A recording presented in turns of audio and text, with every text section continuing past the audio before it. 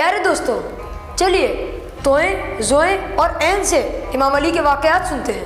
طلبگار دنیا کے حوالے سے امام فرماتے ہیں، طلبگار دنیا، حضرت علی نے فرمایا طلبگار دنیا وہ لوگ ہیں جو آخرت کے کام کر کے دنیا کے طلبگار ہیں، لیکن دنیا میں نیک کام کر کے آخرت نہیں چاہتے۔ انہوں نے اپنا جسم ذلیل کر لیا ہے، اپنا قدم قریب رکھا، اپنا دامن سمیٹ لیا، امانت کے لیے اپنے نفس کو سنوار لیا اور خدا کی پردہ پوشی کو اپنی نافرمانی اور بدنمائی کا ذریعہ قرار دیا۔ چلیے ایک واقعہ امام علی علیہ السلام کا زوئیں سے سنتے ہیں۔ امیر المؤمنین حضرت علی ابن ابی طالب علیہ السلام کا پروردگار عالم پر ظاہری طور پر یقین۔ حضرت امام جعفر صادق علیہ السلام نے فرمایا کہ ایک دن ایک دیوار کے سائے میں امیر المؤمنین علی ابن ابی طالب ایک مقدمے کا فیصلہ کرنے کے لیے بیٹھ گئے۔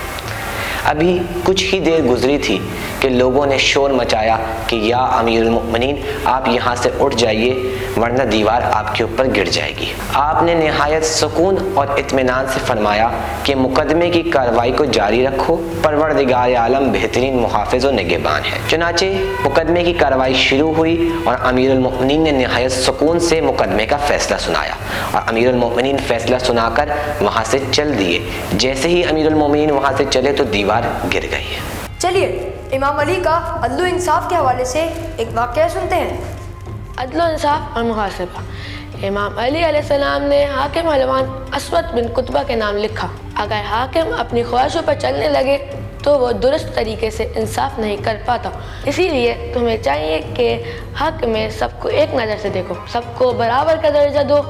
نا انصافی میں انصاف کو کوئی بدلہ نہیں ہو سکتا۔ جو چیز تمہیں دوسروں میں بری لگے اسے چھوڑ دو، اور خدا نے تم پر جو فرض کر دیا ہے جہاں تک ہو سکے اسے مکمل کرو، ثواب کی امید رکھو، عذاب سے ڈرتے رہو۔ مزید حروف سے امام علی علیہ السلام کی زندگی کے حوالے سے واقعات سننے کے لیے ہمارے چینل پر یہ سیریز دیکھتے رہیے۔